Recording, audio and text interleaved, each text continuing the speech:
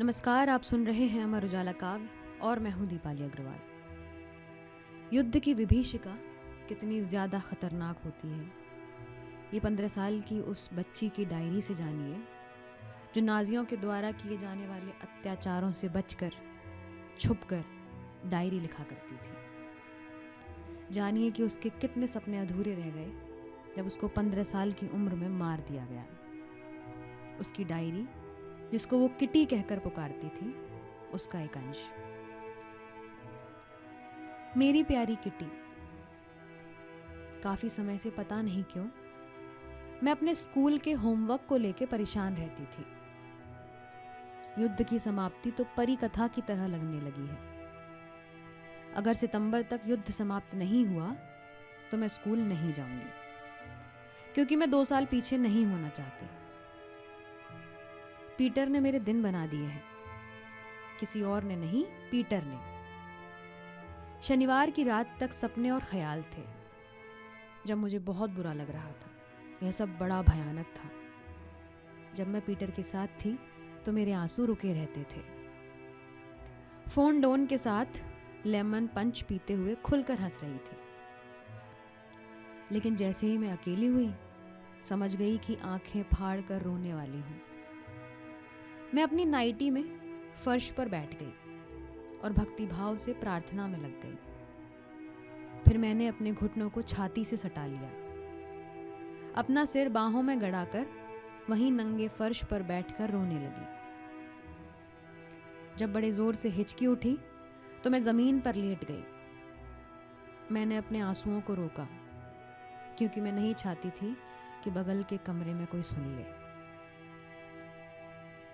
बार बार मैं सोचती रही कि मुझे स्थिति पर काबू पाना ही होगा। इसी स्थिति में मैं बिस्तर पर आ गई और 10:30 बजे के करीब सो गई। यह सब खत्म हो चुका था, और अब तो यह सचमुच हो चुका है। अब मुझे समझ में आ गया है कि जीवन में आगे बढ़ने के लिए, अज्ञानता से बचने के लिए, अपना सपना पूरा करने के लिए, पत्रकार बनने के लिए यह ज़रूरी है कि मैं अपने स्कूल की पढ़ाई पूरी करूं, क्योंकि मैं पत्रकार ही बनना चाहती हूं। मैं जानती हूं कि मैं लिख सकती हूं। मेरी कुछ कहानियां अच्छी हैं। गुप्त ठिकाने का मेरा वर्णन हास्यकर है। मेरी डायरी ज़्यादातर जीवंत है, लेकिन यह देखना रह गया है कि सचमुच मुझ में प्रतिभा है या नहीं। ईवाज ड्रीम मेरी सबसे अच्छी परिकथा है, और जो बुरी बात है वह यह है कि इसका मुझे जरा भी अंदाजा नहीं है कि यह कहानी आई कहां से। कैंडीज लाइफ के कुछ हिस्से भी अच्छे हैं, लेकिन कुल मिलाकर उसमें कुछ खास नहीं है। मैं अपनी बड़ी कटु आलोचक हूं। मैं यह जानती हूं कि क्या अच्छा है और क्या नहीं।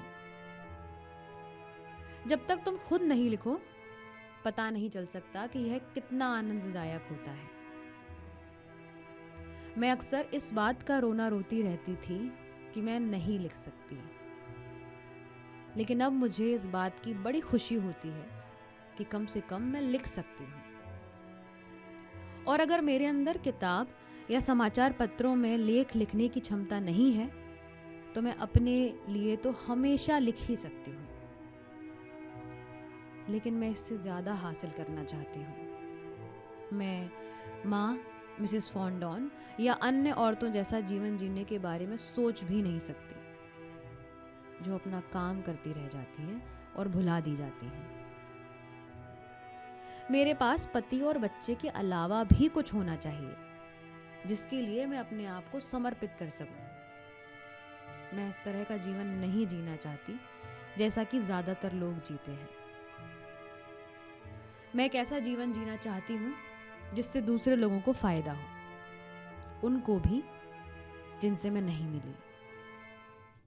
मैं मरने के बाद भी जीना चाहती हूँ, और इसीलिए मैं ईश्वर की कृतज्ञ हूँ कि उन्होंने मुझे यह तोहफा दिया जिसे मैं विकसित कर सकती हूँ और अपने अंदर जो है उसको अभिव्यक्त कर सकती हूँ।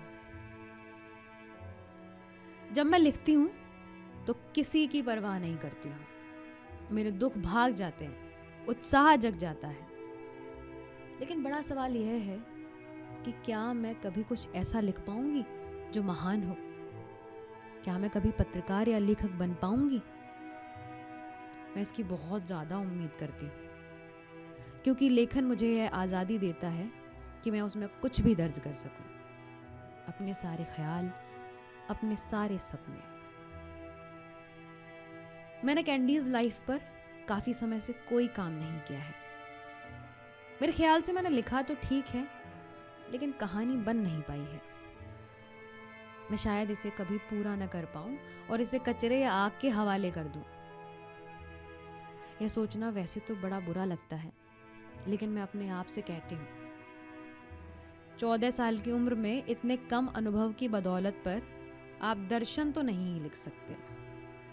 इसलिए नए उत्साह के साथ यह सब काम करना होगा, क्योंकि मैंने पक्का कर लिया है कि लिखना है। तुम्हारी एनी फ्रैंक।